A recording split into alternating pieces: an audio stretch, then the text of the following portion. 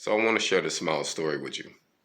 We have to learn how to buy what we need and not what we want.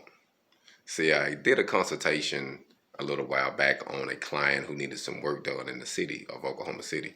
And the consultation was to help him determine how to fabricate a project that he had. I gave him my personal opinion, showed him what he needed to get, to actually make the product or the project, go forward. Well, he got the things he needed, but when it came to certain things, he felt, you know what, I'm just gonna buy this new. That way, I know what it is.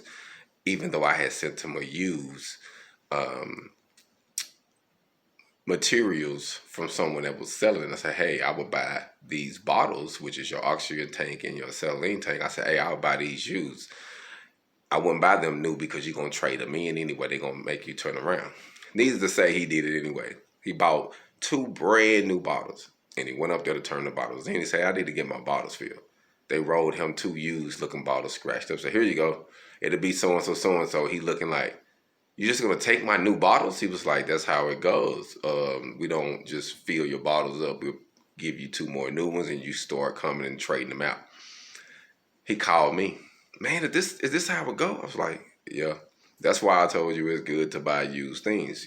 Sometimes, we can do a look better, or we feel like, we want to look a certain way and we spend money that we necessarily don't need to spend, and then we get our feelings hurt. So sometimes we can get the information we need, but if you don't apply the information that is needed, it's kind of like it's vain to even have it. You know what I mean? So we're going to have to realize that we got to get the things that we need, not the things that we want. And once you get the advice from someone who actually didn't bump their head before, it's a reason why they say, hey, it's better to do this than that. So just if you're going to get some advice from someone, utilize it and save yourself a headache. Hold on.